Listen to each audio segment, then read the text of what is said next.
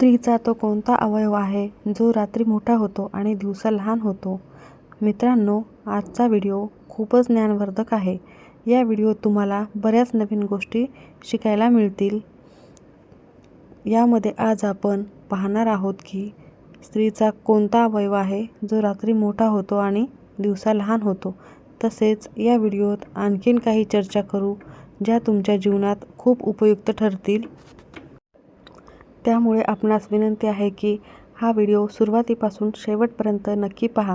जी चर्चा आज आपण करणार आहोत आणि जी कथा या व्हिडिओत पाहणार आहोत ती कथा नीट ऐका, तुमच्यासाठी खूप उपयोगी ठरेल. पुढे जाण्याआधी माझी तुम्हाला विनंती आहे की कृपया चॅनलवरती नवीन असाल तर चॅनलला सबस्क्राईब करा आणि व्हिडिओला एक लाईक करून कमेंटमध्ये श्री स्वामी समर्थ नक्की लिहा. तर चला मित्रांनो, आज एका कथेसोबत ही चर्चा सुरू करूया आणि स्त्रीच्या त्या अवयवाबद्दल जाणून घेऊयात जो रात्री मोठा आणि दिवसा लहान होतो. एकेकाळीची गोष्ट आहे. देवऋषी नारद पृथ्वीवर भ्रमण करत होते. त्यांनी एका स्त्रीला, जी विवाहित होती, एका परपुरुषाशी संबंध ठेवताना पाहिले. हे पाहून नारद खूप आश्चर्यचकित झाले. नारद विचार करू लागले की एक विवाहित स्त्री आहे, विवाहिता आहे आणि तरीही परपुरुषाशी संबंध ठेवत आहे. विवाहित स्त्रीसाठी असे वागणे योग्य नाही, हे वागणे चुकीचे आहे. नारदाने विचार केला, स्त्रिया असे का करतात? जी स्त्री अनेक प्रकारचे व्रत, वटपौर्णिमेचा उपवास, पतीच्या दीर्घायुष्यासाठी करते, ती स्त्री परपुरुषाशी संबंध ठेवते. विधात्याचे कसले कोडे आहे, याबद्दल मला नक्कीच समजून घ्यायला हवे. नारद विचार करू लागले की आता या गोष्टीचा शोध कसा लावायचा की स्त्रिया असे का करतात. तेव्हाच नारदांच्या मनात येतं की चला पितामह ब्रह्म यांच्याकडे जाऊयात. ते सृष्टीचे निर्माते आहेत आणि याचे योग्य उत्तर देऊ शकतील. एक विवाहित स्त्री जी पतीच्या दीर्घायुष्यासाठी वटपौर्णिमेचा उपवास करते आणि ती परपुरुष म्हणजे गैरपुरुषाशी संबंध ठेवते, हे कसे शक्य आहे? मित्रांनो, या रहस्याचा उलगडा करण्यासाठी देवऋषी नारद पितामह ब्रह्मा यांच्याकडे गेले. पिता ब्रह्मा यांनी विचारले, या नारद, बाकी सर्व ठीक आहे ना?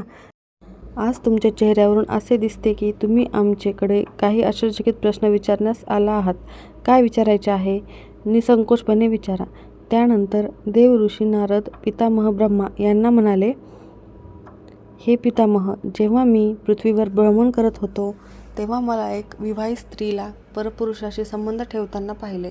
मला हे देखील ऐकायला मिळाले की स्त्रिया वटपौर्णिमेचं व्रत पतीच्या दीर्घायुष्यासाठी करतात, पण तरीही तीच स्त्री परपुरुषासोबत संबंध ठेवते. हे कसे शक्य आहे? असे वागणे स्त्रीसाठी खूपच चुकीचे आहे. स्त्रिया असे का करतात? आणि त्याच्यासोबत पितामह, माझा अजून एक प्रश्न असा आहे की स्त्रीचा तो कोणता अवयव आहे जो रात्री मोठा होतो आणि दिवसा लहान होतो? हे दोनच प्रश्न आहेत. कृपया याची उत्तर द्यावीत. हे पितामहा, मी खूप जिज्ञासेने तुमच्याकडे आलो आहे. मला हे समजून घ्यायचे आहे की वटपौर्णिमा व्रत करणाऱ्या स्त्रिया म्हणजे पतिव्रता स्त्रिया परपुरुषाशी संबंध ठेवतात असे का करतात आणि तो कोणता अवयव आहे जो रात्री मोठा होतो आणि दिवसा लहान होतो? हाच माझा प्रश्न आहे. कृपया याचे उत्तर द्यावे. याचा अर्थ काय आहे आणि स्त्रिया असे आपल्या पतीला धोका का देतात?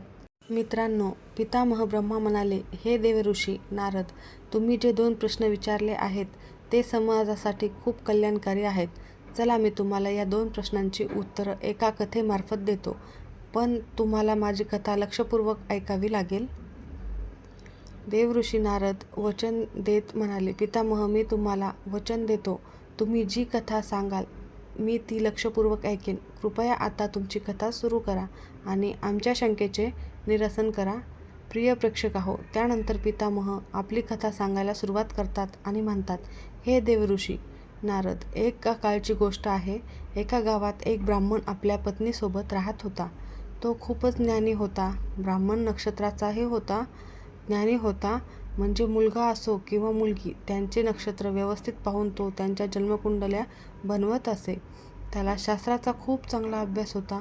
एके दिवशी ब्राह्मणाच्या पत्नीने एका मुलीला जन्म दिला.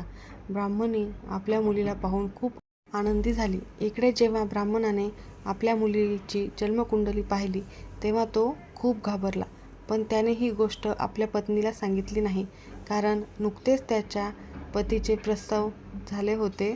त्यामुळे ब्राह्मणाने ती गोष्ट आपल्या मनात ठेवली. ब्राह्मणी आपल्या मुलीला पाहून खूप प्रसन्न होती. काही दिवसांनी त्या मुलीचे नामकरण झाले आणि ब्राह्मणाने मुलीचे नाव सुनीता ठेवले. सुनीता खूपच सुंदर होती. काळ जसा पुढे गेला तशी मुलगी मोठी होत गेली.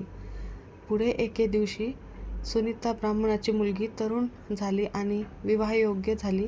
जेव्हा सुनीता विवाहासाठी योग्य झाली तेव्हा तिच्या आईने ब्राह्मणाला सांगितले, हे ब्राह्मणजी, आपली मुलगी आता विवाहासाठी योग्य झाली आहे. कृपया कोणीतरी चांगला वर शोधू आणि तिचं लग्न लावून द्या. पण जेव्हा जेव्हा ब्राह्मणी ही गोष्ट ब्राह्मणाला सांगत असे तेव्हा तो ती गोष्ट टाळायचा. बरेच दिवस असेच गेले, पण ब्राह्मणाने सुनीताचे लग्न केले नाही. तो लग्न का करेल? त्याला आपल्या मुलीच्या जन्मकुंडलीतील सर्व काही माहीत होते. तुम्हाला माहीत आहे का, ब्राह्मण सुनीताचे लग्न का करू इच्छित नव्हता? कारण तिच्या जन्मकुंडलीत लिहिले होते की सुनीताचे लग्न त्या व्यक्तीशी होईल. तो व्यक्ती 2-3 वर्षात मरेल आणि सुनीता विधवा होईल. मित्रांनो, या जगात असा कोणताही बाप नाही जो आपल्या मुलीला विधवाच्या रूपात पाहू इच्छितो. कोणताही बाप आपल्या मुलीचे विधवा होण्याचे दुःख पाहू इच्छित नाही. म्हणूनच ब्राह्मण विचार करत होता की तो आपल्या मुलीचे लग्न करणार नाही, जेणेकरून तू याला पुढे जाऊन मुलीला विधवाच्या रूपात पाहावे लागू नये. हळूहळू वेळ पुढे गेला आणि आता गावातील लोक ब्राह्मणाला दोष देऊ लागले आणि म्हणू लागले की हा कसा बाप आहे, त्याची मुलगी सुनीता कित्येक वर्षापासून विवाहासाठी योग्य आहे आणि हा तिचं लग्न करत नाही. एके दिवशी गावातील काही महिलांनी ब्राह्मणीला सांगितले की हे ब्राह्मणी, तुमची मुलगी कित्येक वर्षापासून विवाहासाठी योग्य आहे, तुम्ही तिचं लग्न का करत नाहीत? तेव्हा ब्राह्मणी त्या महिलाला म्हणाली, मी काय करू? मी माझ्या ब्राह्मणजींना कित्येक वेळा सांगितले, पण आमचे ब्राह्मणजी काही ऐकायला तयार नाहीत. गावातील महिलांनी सांगितले, तुम्ही पण पुन्हा सांगा, वारंवार सांगा आणि तुमच्या मुलीचे लग्न लावून द्या. कदाचित तुम्हाला माहीत नसेल, पण तरुण मुलीला जास्त काळ घरात ठेवणे योग्य नाही. तिचे त्वरित लग्न करून दिले पाहिजे. महिलाच्या या बोलण्याने ब्राह्मणीने ठरवले, ठीक आहे, आज आमचे ब्राह्मणजी जेव्हा घरी येतील तेव्हा मी त्यांना सांगणार. एकतर तिचं लग्न करा किंवा तिला स्वतःच्या हाताने मारून टाका. मित्रांनो, आता ब्राह्मणी आपल्या घरी आली आणि खूप रागाने बसली. संध्याकाळचा वेळ होता. जेव्हा ब्राह्मणी आपले जजमानी करून घरी आले तेव्हा ब्राह्मणीला रागात पाहिले आणि विचारले, अरे ब्राह्मणी, काय झालं? कुणी काही बोललं आहे का जो तुमच्या चेहऱ्यावर एवढा राग झळकत आहे? तेव्हा ब्राह्मणीने सगळी गोष्ट सांगितली आणि म्हणाली, तुम्हाला तर लाजच नाही आहे. तुम्हाला लोक काय म्हणत नाहीत, पण आज गावच्या बायकांनी मला किती ताने मारले. कित्येक वर्षापासून मुलगी मोठी झाली आहे आणि तुम्ही तिचं लग्न करत नाहीत. कदाचित तुम्हाला माहीत नाही की मुलीला जास्त काळ घरात ठेवून योग्य नाही. प्रत्येक आईवडिलांसाठी हे पाप मानलं जातं. जितक्या लवकर होईल तितक्या लवकर मुलीचं लग्न लावून दिलं पाहिजे. पण तुम्हाला तर काहीच लाज नाही. तुम्ही इतरांना उपदेश देता पण स्वतःच्या मुलीकडे लक्ष देत नाही. मित्रांनो, ब्राह्मणजींनी ब्राह्मणीला खूप टाळण्याचा प्रयत्न केला, पण ब्राह्मणी म्हणाली, आज मी तुमचं काहीही ऐकणार नाही. एकतर मुलीचं लग्न करा किंवा तिला स्वतःच्या हाताने मारून टाका. पण मित्रांनो, जे काही होतं ते ब्राह्मण आपल्या ब्राह्मणीला सांगत नाही आणि म्हणतो, ठीक आहे, जर तू एवढा हट्ट धरत आहेस तर चल, मी एखादा चांगला वर शोधतो आणि तिचं लग्न लावून देतो. मित्रांनो, मग तो ब्राह्मण आपल्या मुलीसाठी सुनीतासाठी वर शोधू लागतो. एका दुसऱ्या गावात सुनीतासाठी योग्य असा मुलगा सापडतो आणि तो तिचे लग्न लावून देतो. ब्राह्मण मुलीला सासरी पाठवतो. मुलगी 2-3 वर्ष खूप आनंदी राहते, पण 3 वर्ष झाल्यानंतर तिचा पती मरण पावतो. सुनीतासाठी हे खूप दुःखद होतं. ब्राह्मण आपल्या मुलीला सासरहून आपल्या घरी बोलवतो, कारण तिच्या सासरी दुसरे कोणी नव्हतं. काही काळानंतर ब्राह्मणजीने सुनीतासाठी दुसरा वर शोधला आणि तिचं दुसरं लग्न लावून दिलं. दुसरं लग्न झाल्यावर जेव्हा सुनीता सासरी गेली तर 1 वर्षाच्या आत तिचा दुसरा पतीही मरण पावला. हे पाहून ब्राह्मणजी खूप दुःखी झाले. ते पुन्हा आपल्या मुलीला घरी बोलवतात. तिकडे ब्राह्मणी विचार करू लागली, अशी काय गोष्ट आहे, माझ्या मुलीचे 2 ठिकाणी लग्न झालं पण दोन्ही ठिकाणी ती विधवा झाली. ब्राह्मणी खूप दुःखी झाली. प्रिय प्रेक्षकांनो, त्यानंतर ब्राह्मणजींनी तिसऱ्या वराचा शोध घेतला. त्यांना तिसरा मुलगा सापडतो. जेव्हा तिसऱ्या मुलासोबत सुनीताचे लग्न होते तेव्हा ते पाठवणीच्या वेळी ब्राह्मणजी आपल्या मुलीला सुनीताला म्हणले, मुली, तू सासरी चालली आहे, सुखी राहा, दुःखी राहा किंवा तुझ्या आयुष्यात काहीही होऊ दे, पण त्या सुखदुःखात आता स्वतः सहन कर. माझ्या घरी आजपासून परत येऊ नकोस. हे समजून घे की तुझे आई वडील या जगात राहिलेच नाही. इतकं बोलून ब्राह्मणजींनी आपल्या मुलीला सासरी पाठवलं. आता मुलगी सासरी गेली. इकडे ब्राह्मणीने जेव्हा आपल्या पतीला आपल्या मुलीसोबत असं बोलताना ऐकलं तेव्हा तिने पतीला विचारलं, स्वामी, एक गोष्ट सांगा, तुम्ही आपल्या मुलीला असं का सांगितलं की तुझे आईवडील या जगात नाही? आमच्या घरी कधी येऊ नकोस. अरे, ती तुमचीच मुलगी आहे. तुम्ही असे का म्हणालात? मित्रांनो, ब्राह्मणजींनी आपल्या पत्नीला आपल्या मुलीच्या कुंडलीबद्दल काही सांगू इच्छित नव्हता, पण पत्नीने वारंवार विचारल्यावर त्यांनी पत्नीला सांगितलं की हे प्रिये, जेव्हा आपल्या मुलीचा जन्म झाला होता तेव्हा मी तिची जन्मकुंडली पाहिली होती. तिचे नक्षत्र तिच्या विवाहासाठी प्रतिकूल होते. तिच्या जन्मकुंडलीत दोष होता. लिहिलं होतं की आपल्या मुलीचं लग्न ज्या व्यक्तीसोबत होईल तो व्यक्ती 2-3 वर्षाच्या आत मरण पावेल. प्रिये, आता आपलं वयही खूप झालं. आपण आपल्या मुलीला किती दिवस बसून सांभाळणार? उद्या आपण गेलो तर आपल्या मुलीचं काय होईल? तर काय माहीत, देवाची कृपा होऊन तिला संतती झाली तर ती आरामात तिचं आयुष्य व्यतीत करू शकेल. सासरीच राहून आपलं आयुष्य जगू शकेल.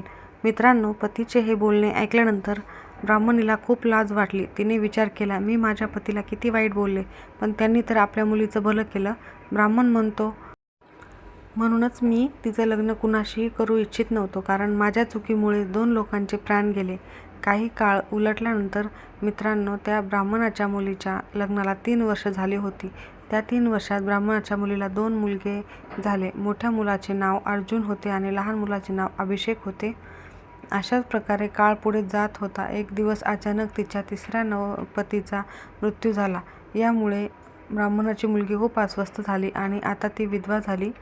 आता ती आपल्या 2 मुलांसोबत स्वतःच्या घरात राहत त्यांचे पालन पोषण करू लागली, कारण तिच्या वडिलांनीही तिला माहेरी येण्यास मनाई केली होती.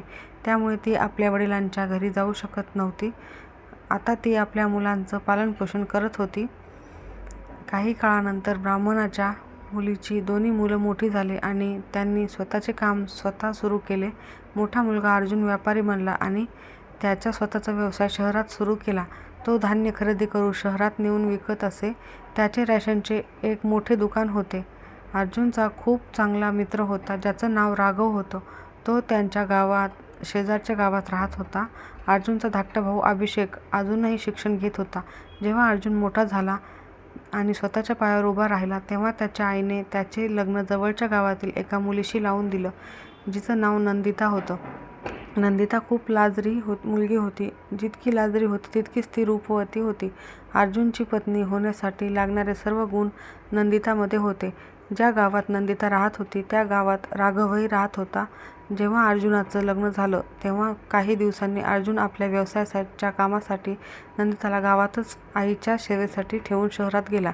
अर्जुन असे समजत होता की त्याचा धाकटा भाऊ शिकतो आणि त्याच्या शिक्षणात अडथळा येऊ नये, त्याला वेळेवर जेवण पाणी मिळत राहील, ज्यामुळे तो त्याच्या शिक्षणावर लक्ष देऊ शकेल.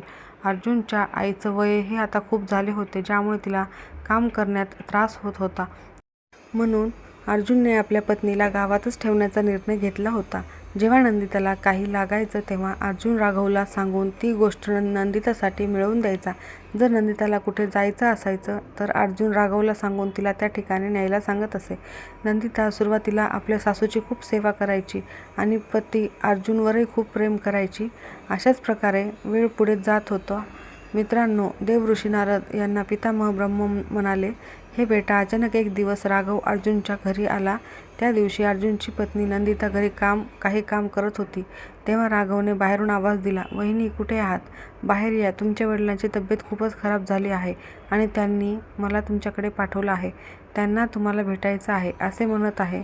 जेव्हा नंदिताने राघवचे बोलणे ऐकले तेव्हा ती धावत राघवकडे गेली. इतक्यात नंदिनीची सासूही तिथे येत. जेव्हा ते राघवला बाहेर पाहतात तेव्हा त्याला येण्याचे कारण विचारतात. तेव्हा राघव म्हणतो, आई, नंदिता वहिनीच्या वडिलांची तब्येत खूप खराब आहे.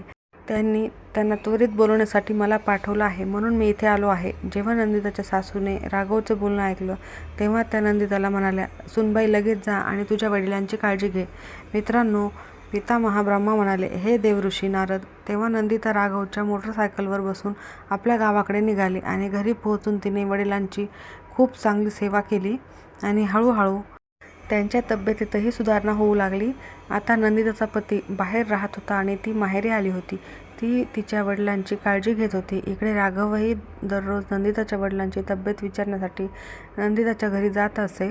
आता हळूहळू नंदिताला राघवमध्ये चांगुलपणा दिसू लागला होता आणि तिला राघवप्रती आकर्षण वाटू लागलं. ती मनोमन राघववर प्रेम करू लागली. पण नंदिता राघवच्या मनात दडलेला खोटाला ओळखू शकली नाही. कारण राघव एक अय्याश मुलगा होता. तो कुठलेही कामधंदे करत नसे आणि त्याला जुगाराची सवय लागली होती. त्याचबरोबर तो स्त्रियांसोबत संबंधही ठेवत असे. वासनाची पूर्तता करण्यासाठी तो नेहमी स्त्रियांशी संबंध ठेवायचा. नंदिताला हे माहीत नव्हते की राघवची नजर आता तिच्यावर आहे. इकडे नंदिता राघववर प्रेम करू लागली होती. नंदिताचे वडील आता बरे झाले होते, पण नंदिता काहीतरी वेगळेच विचार करत होती. राघव रोज नंदिताच्या घरी यायचा. त्यानंतर नंदिता आणि राघव नेहमीच एकत्र फिरायला जायचे. एके दिवशी जेव्हा ते दोघे फिरायला गेले होते तेव्हा नंदिताने राघवला म्हटले, राघव, जर तुला माझं बोलणं वाईट वाटत नसेल तर मी तुला एक गोष्ट सांगू इच्छिते. राघव म्हणाला, सांगा वहिनी, मला तुमचं बोलणं कधीही वाईट वाटलं नाही आणि आजही का वाटेल. राघवने असे भासवले जणू तो दुधाने धुतलेला आहे. मित्रांनो, पितामह ब्रह्मा म्हणाले की देवऋषी नारद. जेव्हा नंदिताने राघवच्या तोंडून वहिनी हा शब्द ऐकला तेव्हा ती रागाने म्हणाली, राघव, आजपासून मला वहिनी म्हणू नकोस, नाहीतर हे तुझ्यासाठी चांगलं होणार नाही. राघव म्हणाला, ठीक आहे, मग मी तुला काय म्हणू. यावर नंदिता त्याचं बोलणं टाळत होती. राघव, खरी गोष्ट म्हणजे मी तुझ्यावर खूप प्रेम करते. इतकं प्रेम करते की कदाचित कुणावरही केलं नसेल. जेव्हा राघवने नंदिताच्या तोंडून प्रेम शब्द ऐकला तेव्हा त्याच्या मनात आनंदाचे लाडू फुटू लागले. त्याचा चेहरा खुलला आणि तो आनंदाने गदगद झाला. त्याने मनोमन विचार केला, चलो, आता माझे तर काम झाले. आता मला दुसऱ्या स्त्रीशी संबंध ठेवायची गरज नाही आणि माझे पैसेही वाचतील. घरी बसून मजा करू शकेल. मित्रांनो, राघव तर हेच इच्छित होता की नंदिता त्याची होईल आणि तसेच झालं. हळूहळू गोष्ट पुढे गेली आणि नंदिता राघवच्या प्रेमाच्या जाळ्यात अडकत गेली. हळूहळू त्यांच्यात संबंधही सुरू झाले आणि काही दिवसांनी जेव्हा नंदिताच्या सासरच्याहून बोलावणं आलं तेव्हा नंदिता राघवला एके दिवशी झोपडीत बोलावलं आणि नंदिताने राघवला म्हटले, माझ्या प्रिय राघव, माझ्या सासरून बोलावणं आलं आहे. आता कदाचित मी तुझी भेट घेऊ शकणार नाही. त्यामुळे जेव्हा कधी मला तुझी आठवण येईल तेव्हा मी तुला पत्र लिहील. तू माझ्या सासरी येऊन मला भेट. राघव, जो आधीपासूनच वासनेचा आदी झाला होता, त्याने नंदिताचं बोलणं मान्य केलं आणि नंदिता बोलून आपल्या घरी परत गेली. आता नंदिताचे वडील तिला सासरी सोडण्यासाठी राघवच्या घरी गेले आणि कारण नंदिताला भाऊ नव्हता आणि बहीणही नव्हती, त्यामुळे नंदिताला सासरी पोहोचवण्यासाठी तिच्या वडिलांना दुसरा योग्य व्यक्ती सापडला नाही, म्हणून ते राघवकडे गेले. मित्रांनो, पितामह ब्रह्मा म्हणाले, देवऋषी नारद, आता राघव नंदिताला तिच्या सासरी पोहोचून येतो आणि नंदिता तिच्या सासरी निघून जाते. नंदिताला सासरी जाऊन 2-3 दिवसच झाले होते की तिला राघवची आठवण येऊ लागली. कारण जेव्हा ती आपल्या माहेरी होती तेव्हा ती रोज झोपडीत राघवला भेटायला जायची. आता ती कामाच्या पूर्ततेसाठी पुन्हा राघवकडे जायला उत्सुक होती. ती त्याला भेटून पुन्हा संबंध ठेवू इच्छित होती. अर्जुन तर आपल्या घरापासून खूप लांब शहरात व्यापार करत होता. तो 5-6 महिन्यांनी एकदा घरी येत असे आणि 5-6 दिवस राहून पुन्हा निघून जात असे. एक दिवस जेव्हा नंदिता राहू शकली नाही तेव्हा तिने राघवला एक पत्र लिहिले. त्या पत्रात लिहिले, प्रिय राघव, मला तुझी खूप आठवण येत आहे. मला असं वाटते की मी आता तुझ्याशिवाय राहू शकत नाही, म्हणून आज तू मला भेटायला माझ्या घरी ये. जेव्हा राघवला नंदिताचे पत्र मिळाले तेव्हा तो तात्काळ नंदिताला भेटण्यासाठी उतावळा होऊ लागला आणि आता राघव आणि नंदिता दोघेही फिरण्यासाठी बाहेर पडले. नंदिताच्या सासूला हे अजिबात आवडत नव्हतं की तिची सून परक्या पुरुषासोबत फिरते. पितामह ब्रह्मा म्हणाले, देवऋषी नारद, ज्याला तुम्ही पाहून आलात मी तीच कथा तुम्हाला सांगत आहे. राघव नंदिताला भेटून निघून जायचा आणि 3-4 दिवसांनी परत यायचा. जेव्हा हे 5-6 वेळा घडलं तेव्हा नंदिताच्या सासूने एके दिवशी तिला म्हटलं, नंदिता, असं चालणार नाही. जोपर्यंत माझा मुलगा घरी परतत नाही तोपर्यंत तू घरात कोणालाही बोलवू शकत नाहीस, मग ते तुझे वडील का असोत. नंदिताने आपल्या सासूचं हे ऐकलं तेव्हा ती खूप रागावली, पण काही बोलू शकली नाही. पुढच्या दिवशी नंदिताने राघवला पत्र लिहिले, राघव, आता काही दिवसांनी ये, कारण माझ्या सासूला माझ्यावर संशय येऊ लागला आहे. जेव्हा माझी सासू घरी नसेल तेव्हाच तुला मी बोलवेन. राघव, जो त्याच्या इच्छेला थांबू शकत नव्हता, तो आता त्या दिवसाची वाट पाहू लागला. एके दिवशी जेव्हा नंदिताची सासू 5 दिवसांसाठी तीर्थस्थळी गेली तेव्हा नंदिताला जणू मोकळीकच मिळाली. तिने राघवला बोलवलं आणि त्याच्यासोबत संबंध प्रस्थापित केले.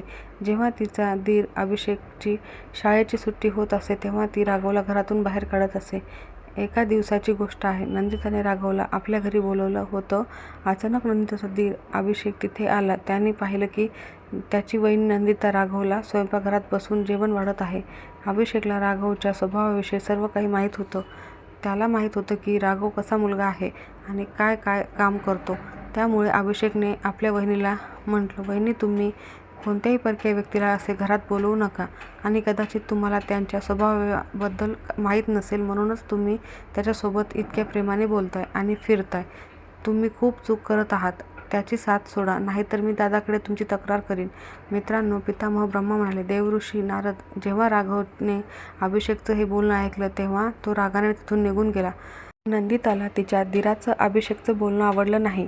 ती पटकन बाहेर गेली आणि राघवला म्हणाली, राघव, तू रागवू नकोस, मी अभिषेकला नक्की धडा शिकवेन. राघव म्हणाला, ठीक आहे नंदिता, जर तू असं म्हणतेस तर ठीक आहे, अन्यथा मी इथे पुन्हा कधीच येणार नाही. इतकं बोलून राघव तिथून निघून गेला. नंदिता घरात गेली आणि विचार करू लागली, जर अभिषेक घरात राहिला तर तो नक्कीच माझा आणि राघवच्या प्रेमामध्ये अडथळा बनेल. मी एक काम करते, अभिषेकला विष देऊन ठार मारते आणि मग आमच्यामध्ये कोणताही अडथळा राहणार नाही. मित्रांनो, पितामह ब्रह्मा म्हणाले, देवऋषी नारद हाच विचार करून पुढच्या दिवशी जेव्हा ती सगळ्यांसाठी जेवण बनवत होती तेव्हा तिने अभिषेकच्या ताटात जेवण वाढलं आणि त्यात विष मिसळलं. जेव्हा अभिषेकने ते जेवण खाल्लं तेव्हा त्याचा मृत्यू झाला. आता कुणालाही हे कळू शकले नाही की अभिषेकचा मृत्यू कसा झाला. अर्जुनची आई खूप दुःखी होती. इकडे नंदिता मनोमन खूप आनंदी होती की चला, आता माझ्या आणि राघवच्या प्रेमामधला काटा कायमचा संपला. आता आमच्यामध्ये कोणीही अडथळा आणणार नाही. जेव्हा ही गोष्ट अर्जुनला समजली तेव्हा त्यांनी त्यांची सर्व कामे सोडून त्वरित आपल्या गावाला प्रस्थान केले. गावात पोहोचल्यावर त्यांनी आपल्या भावाला मृत अवस्थेत पाहिलं तेव्हा त्याचे प्राण पिळवटले गेले. त्यांनी मनोमन विचार केला, मी माझ्या भावासाठी तर बाहेर राहत होतो आणि त्याला चांगलं शिक्षण देण्यासाठी आणि चांगलं अन्न मिळवून देण्यासाठीच म्हणून मी माझ्या पत्नीला घरी ठेवलं होतं, जेणेकरून त्याला किंवा आईला जेवण बनवावं लागू नये, घरकाम करावं लागू नये आणि तो आपल्या भविष्याबद्दल निशंक राहून अभ्यासावर लक्ष केंद्रित करू शकेल. पण आता भाऊ तर मरण पावला होता. काही दिवस अर्जुन घरी राहिला आणि मग काही दिवसांनी नंदिताला सोडून व्यापाराच्या कामासाठी शहरात गेला. आता नंदिता पुन्हा तीच प्रक्रिया सुरू करू लागली आणि काही दिवसातच असेच गेले की नंदिताच्या सासूने तिला सांगितलं, पहा, आमच्या घरात हे सगळं चालणार नाही. जर पुन्हा असं काही झालं तर मी याची तक्रार अर्जुनकडे करेल. जेव्हा नंदिताने आपल्या प्रिय राघवविषयी असं ऐकलं तेव्हा ती जोरात म्हणाली, जे करायचं आहे ते करा. पुन्हा कोणीही माझं काही वाकडं करू शकणार नाही. मी कुणाला घाबरत नाही. मी राघववर खूप प्रेम करते. मित्रांनो, जेव्हा नंदिताच्या सासूने तिच्या तोंडून हे ऐकलं तेव्हा ती म्हणाली, मला असं वाटत आहे की माझ्या मुलाला अभिषेकला तूच मारला आहेस. जेव्हा तू असं बोलत आहेस तर तू माझ्या मोठ्या मुलाला देखील मारू शकतेस. आता काय? नंदिता रागाने भरली. रागाने ती म्हणाली, हो, मीच मारले आणि जर तू माझ्या आणि राघवच्या प्रेमामध्ये अडथळा बनलीस तर तुलाही ठार मारेल. तुलाही मी नाही सोडणार. अचानक एक दिवसाची गोष्ट आहे मित्रांनो. अर्जुनला समजलं की त्याच्या आईचं निधन झालं आहे. तो सगळं काही सोडून घरी परतला. जेव्हा नंदिताचा पती अर्जुन तिला विचारतो तेव्हा ती काहीच बोलत नाही. पण अर्जुनला आता तिच्यावर संशय येऊ लागतो. अर्जुनने ते वारंवार विचारल्यावर नंदिताने खरं खरं सांगितलं, मी राघववरती प्रेम करते. तुझा भाऊ आणि तुझी आई माझ्या प्रेमामध्ये अडथळा बनत होते, म्हणूनच मी त्यांच्या जीवनात विष मिसळून त्यांना एक एक करून मारून टाकलं. मित्रांनो, जेव्हा अर्जुनने आपल्या पत्नीच्या तोंडून हे ऐकलं की ती राघववर प्रेम करते, तो राघव अर्जुनचा खूप चांगला मित्र होता. अर्जुनने आपल्या पत्नी नंदिताला काहीच म्हटलं नाही, फक्त एवढंच म्हणाला, आता तू असं कर, जितक्या लवकर होईल तितक्या लवकर माझ्या घरातून निघून जा आणि तुझ्या प्रिय राघवजवळ जा, कारण तोच तुझ्यासाठी योग्य आहे आणि तोच तुझी काळजी घेईल. मित्रांनो, आता नंदिताला मोकळीक मिळाली.